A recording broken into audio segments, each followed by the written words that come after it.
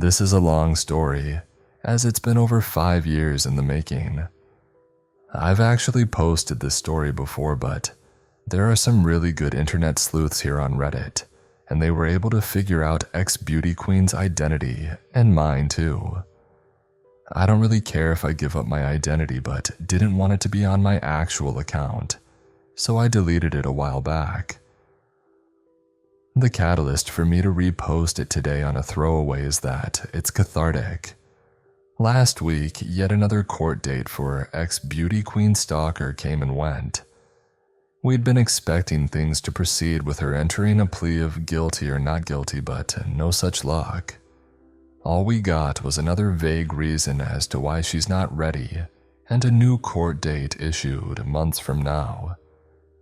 There have been many court dates since she has been arrested. It's been over 18 months since she's been arrested for her continued stalking and harassment. And she still wants to drag things on to seemingly try and stay relevant in our lives. As an aside, the amount of court resources and taxpayers' money that's wasted is actually really astounding. Anyway, on to the story. To recap, my husband dated a beauty queen title holder of a well-known pageant before me. They broke up long before we met. She was a statuesque blonde, very tall, a knockout in her day in my opinion. This is somewhat important to the story, I guess. But while she was a dazzling pageant winner on the outside, on the inside, oh boy, she could be charming and beautiful if she needed you.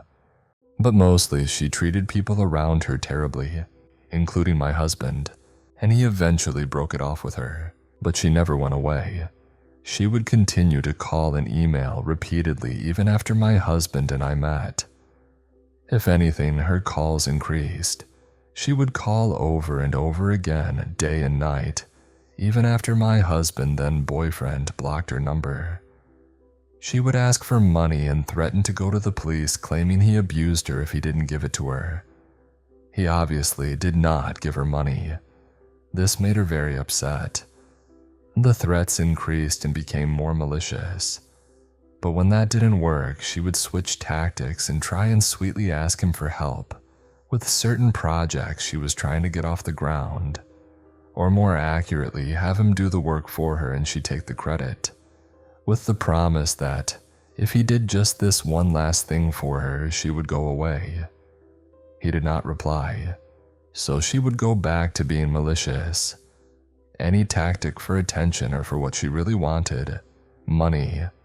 My husband was terrified, because of course, while he never did anything to her, it would be her word over his, and he was terrified of ruining his reputation and career. We unfortunately ended up at an event she also attended. She had been waiting for us to arrive and had placed herself near the entrance of the event.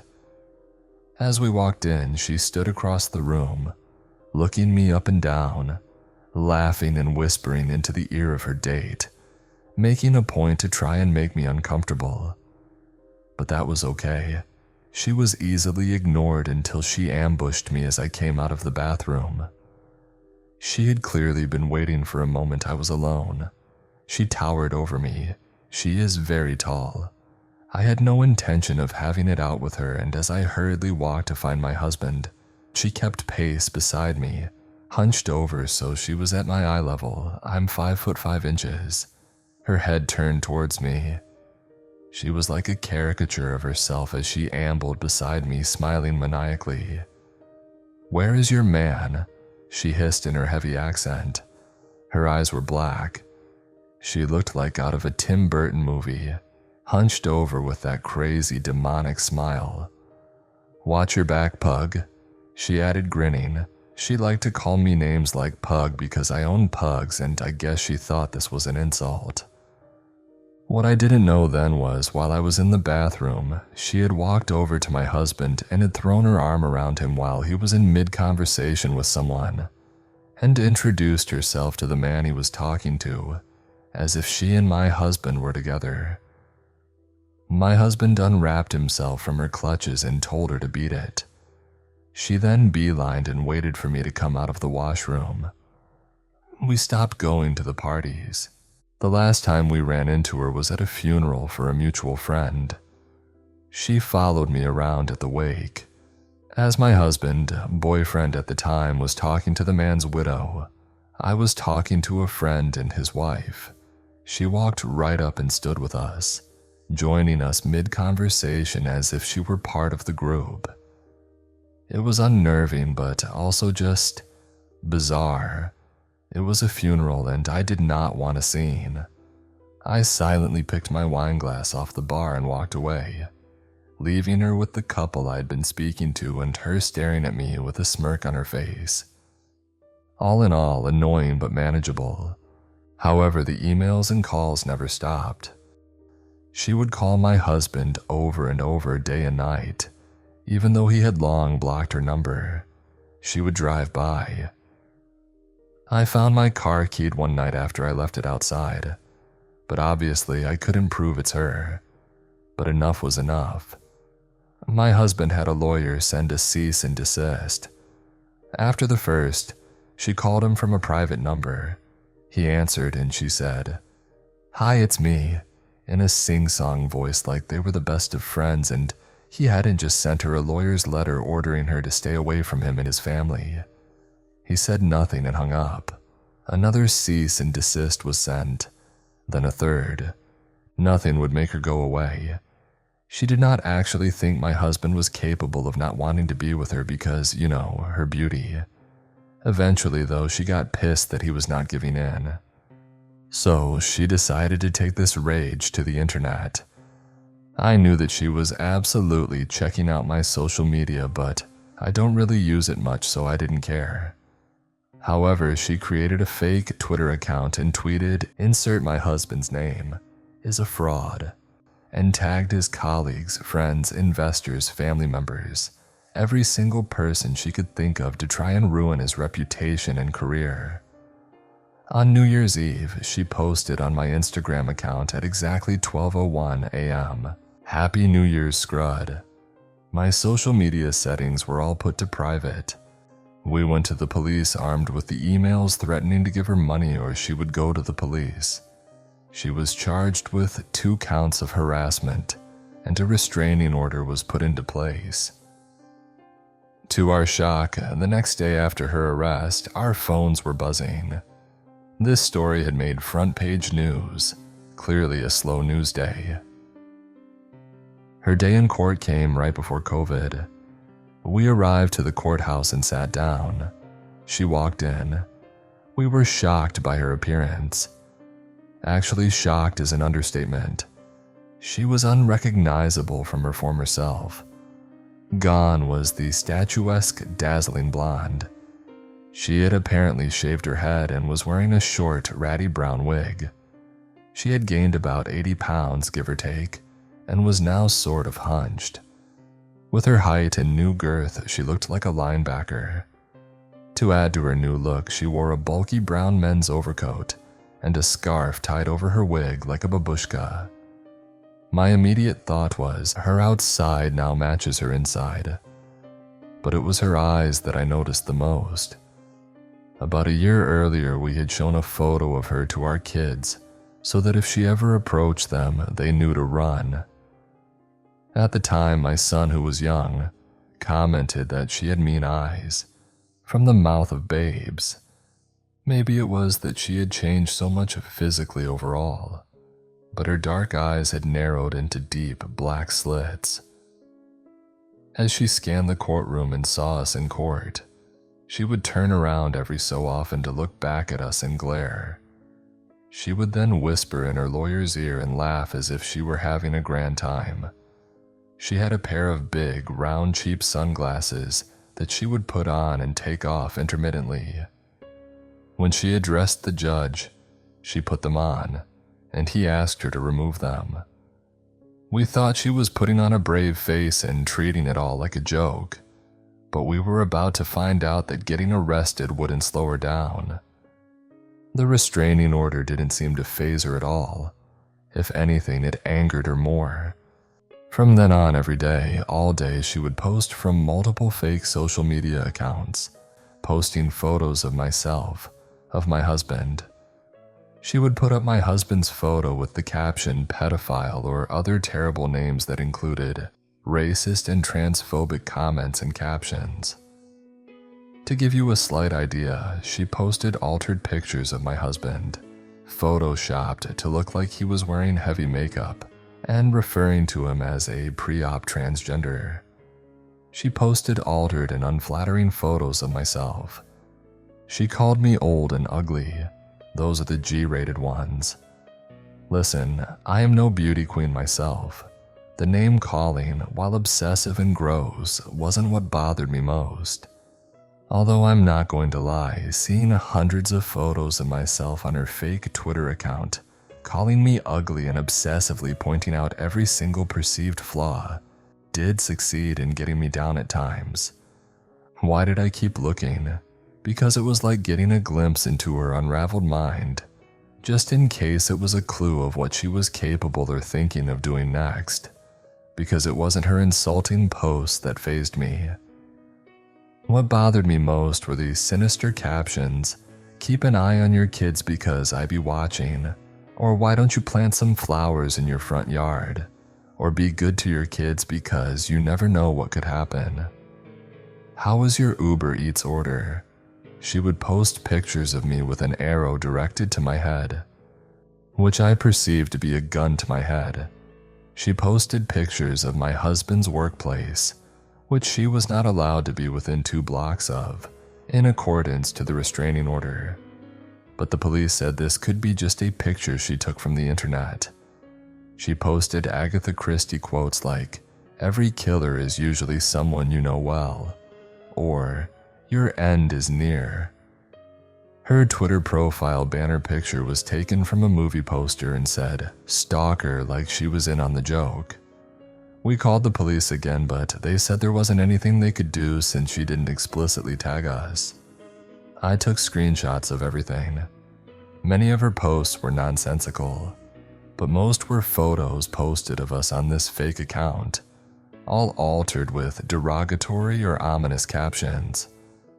But we couldn't get her shut down. I became anxious any time my kids were outside shooting hoops in the driveway. My elderly mother wouldn't take the baby out in the stroller. She was too scared. It affected all of our lives. Life became dramatic. Ex-beauty queen would taunt us with, "Catch me if you can." She posted close-ups of her dog's genitals, or a piece of her dog's crap with my name beside it. The implication obvious. It bothered me she now had a dog since I didn't think someone like her was capable of caring for anything living. Then the calls started back up, this time to our home line. Yes, we still have a home phone. "Bitch," and then a hang-up. "Karma will get you," and then weird chant-like calls as if she were reciting a spell. Sure enough, she posted photos of a pentagram and candles, as some sort of altar, and the caption was "Ring Ring." Finally, the police asked us to come in and give video statements. We gave them a drive containing thousands of screenshots of posts she had made. They arrested her again and charged her with 2 more counts of criminal harassment. My husband was angry at this point, but as Mama Bear, I just wanted to get this over with. She mentioned the kids frequently and ominously many times in her online rants, also calling them rude names, which I won't repeat here because these are the things that upset me most. The judge also issued a social media ban for her. By the time she was rearrested for the 2nd time, her fake Twitter account, which was literally mostly insults or references to my family, had 16,000 tweets in a 3-month period. She has no followers, so they were just to herself. The porn sites I had been continuously being tagged on stopped. Things quieted down tremendously, but I still get follower requests that I believe are her. But at this point, we were all on edge. I kid you not, I felt weird walking into my kitchen at night to make a sandwich, feeling creeped out that she was outside watching. I put nothing past her, as nothing is more dangerous than a desperate woman who has nothing to lose. Which, by the way, was one of the quotes she posted. I don't know what is wrong with her. I believe, from what I've researched, she is a malignant narcissist. Perhaps some other mental issues at play here, but I can say she was a terrible person long before she decided to try and make our lives miserable. Crazy beauty queen turned stalker. I would love nothing more than to never meet again. But if going to court helps you stay away from us forever, then bring it. As an aside, I wanted to mention that we heard from a reliable source that after my husband broke up with her, she allegedly became known to police for other reasons. While my husband dodged a bullet regarding her threats to go to police saying he abused her, apparently other men have not been so lucky. Since I can't post pictures, I'll leave you with one of her posts. One that may not make much sense, but to us it was a statement to let us know she enjoys this drawn-out court process. Many of her posts are in her native language, so this is translated. Violent women and the cruelest never answer questions. They like to continue the misunderstanding indefinitely, so I seek to contact people only in order to torment them. My cruelty is my last attachment to the world and my last chic. Hi everyone, I posted about my family's experience with my husband's crazy beauty queen ex. It's been a few years now. I wasn't going to post an update because I wanted to let sleeping ex-beauty queen stalkers lie, but I still get a ton of messages asking how things are going. I figured why not. We feel more protected now that it's over. Thank you again for all your kindness and support. To recap, my husband dated a beauty queen of a well-known pageant before we met. Once we started dating, she went nuclear and it felt like we were living straight out of a Stephen King novel. It was a scary and stressful time to say the least. I'm sure it would give her great satisfaction to know she affected our lives in such a negative way. Let me start off by saying, the court process is extremely long. It took years for resolution. During that time, she had to live with a surety. For those who don't know, because I certainly didn't, the surety has to front up the bail money, which was over $1,000 but under $5,000 in her case, and have the defendant live with them while they are out on bail.